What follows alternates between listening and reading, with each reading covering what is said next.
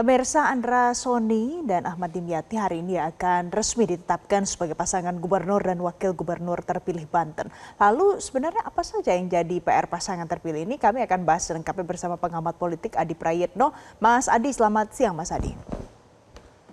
Selamat siang, Mbak.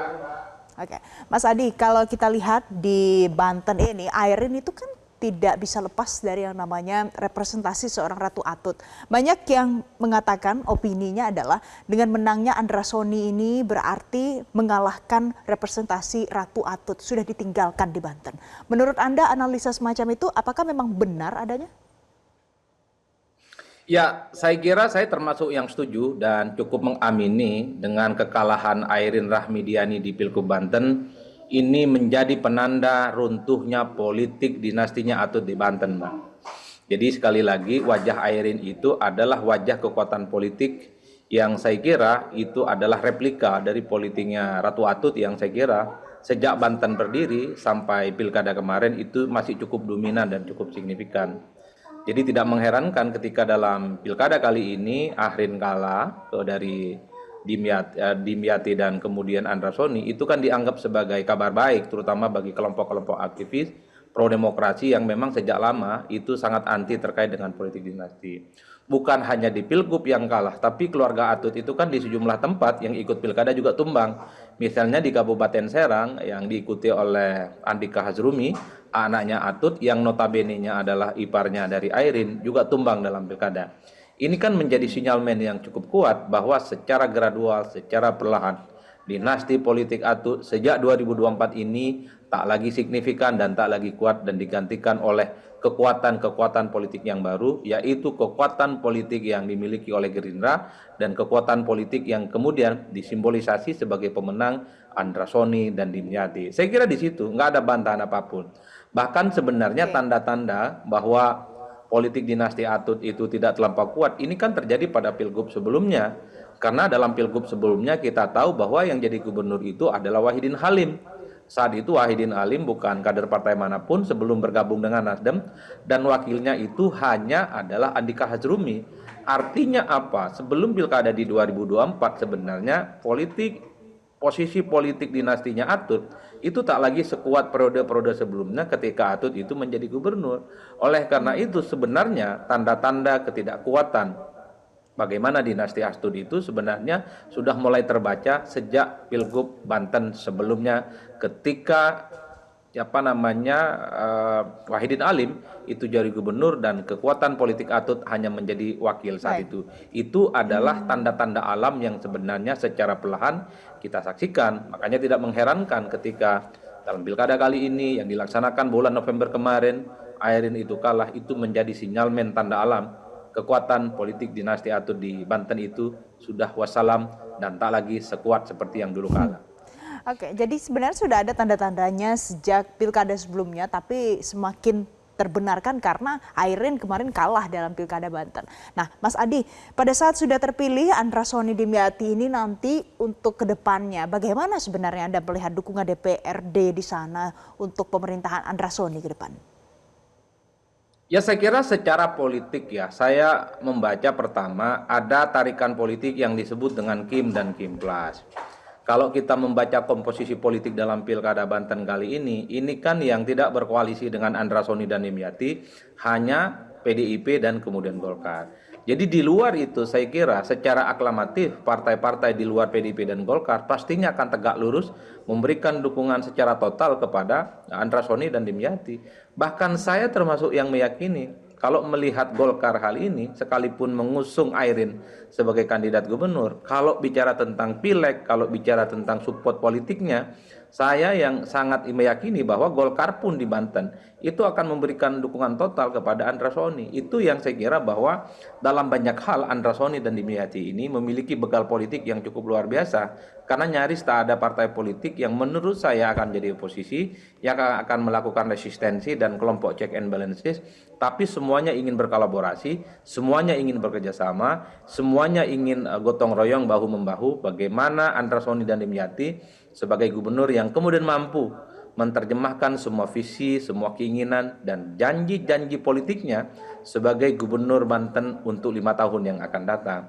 Oleh karena itu, bagi saya tidak terlampau mengejutkan sebenarnya, Mbak, ketika Andra Soni dan Dimyati itu menang dalam pilkada, tak ada gugatan ke Mahkamah Konstitusi. Baik PDIP, baik Golkar menyatakan pilkada Banten itu sudah dianggap selesai. Ini kan menunjukkan bagaimana secara politik pada level elit, PDIP dan Golkar sebenarnya sudah tidak ada persoalan apapun dari jagoan yang diusung oleh Gerindra dan partai-partai yang lain itu. Saya kira di situ konteksnya, Mbak. Oh, bahkan jadi dengan tidak adanya gugatan ke Mahkamah Konstitusi bisa menggambarkan ada peluang Golkar juga bahkan bisa mau mendukung Andra Soni. Nah, kalau Golkar berpeluang untuk mendukung juga PDIP juga tidak mempermasalahkan. Mas Adi, menurut Anda kalau masyarakat yang sebelumnya mendukung Airin, yang sebelumnya mendukung Ratu Atut dan juga dinastinya, bagaimana mau merangkul ini supaya juga ikut dukung Andra Soni? Kan sebenarnya pemilih di bawah itu adalah mereka yang sangat tegak lurus ya dan selalu mengikuti bagaimana perilaku elit politik mereka.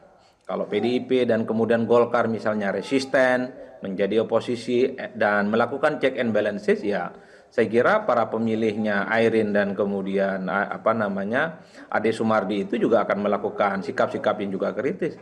Tapi setelah pilkada itu selesai, saya tak mendengar satupun baik dari elit-elit PDIP, baik dari elit-elit Golkar yang kemudian mempermasalahkan pilkada yang ada di Banten, Pak. Semuanya menyatakan pilkada sudah selesai, tak ada gugatan ke MK, apa yang terjadi di Banten pilkadanya baik-baik saja, berlangsung jujur, adil, dan damai. Oleh karena itu, wajar kalau kemudian tidak ada resistensi, tidak ada gejolak, tidak ada huru apapun di pilkada di Banten itu yang kemudian menjadi penanda runtuhnya politik Atut ya. Jadi masyarakat di bawah kita itu kan sangat tergantung bagaimana suplai politik yang diberikan oleh elit. Tapi kalau elitnya terus memprovokasi, memberikan narasi-narasi yang tidak puas, misalnya terkait dengan pemenang, maka di bawah juga akan bergejolak. Tapi di bawah itu, mereka itu akan melakukan apapun yang diperintahkan dan dikesampingkan oleh elit. Ini yang saya sebut bahwa dalam banyak hal, politik kita itu sangat tergantung apa yang disebut dengan supply dan demand itu. Kalau elit memberikan satu narasi bahwa penguasa, pemenang itu adalah mereka yang harus dilawan, ya tentu di bawah juga akan bergemuruh. Oleh karena itu saya kalau melihat di Pilkada Banten, ini dibandingkan dengan pilkada-pilkada sebelumnya, agak sedikit damai dan tentram dan sentosa, itu mengindikasikan pada level elit politik, semua partai, semua eksponen, semua kepentingan politik sudah menganggap kemenangan Andra Soni dan Dimyati itu adalah kemenangan yang tidak bisa dibantah, kemenangan yang mutlak yang harus diterima oleh semua pihak, dan tinggal kita tunggu.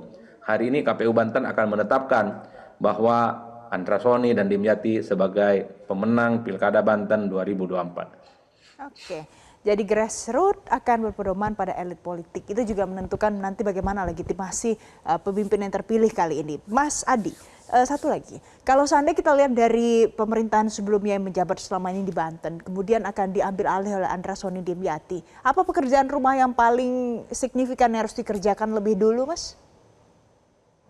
3 hal saya kira. Pertama, kalau saya membaca visi misinya Andra Soni, itu diulang-ulang dan selalu diamplifikasi bahwa Banten itu harus bebas dari korupsi.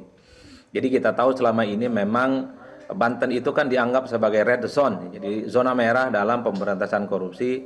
Ini mungkin tidak terlepas dari karena Ratu Atut ya, yang beberapa waktu yang lalu kan ditetapkan sebagai tersangka, ditahan oleh KPK dalam pusaran-pusaran korupsi.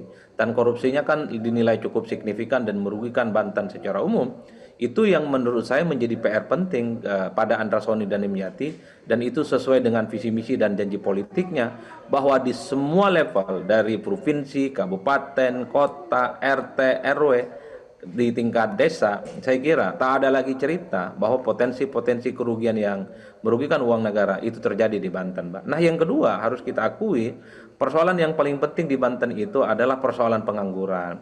Jadi sekalipun Banten ini adalah provinsi yang berdempetan dengan Jakarta, persoalan pengangguran itu kan cukup tinggi.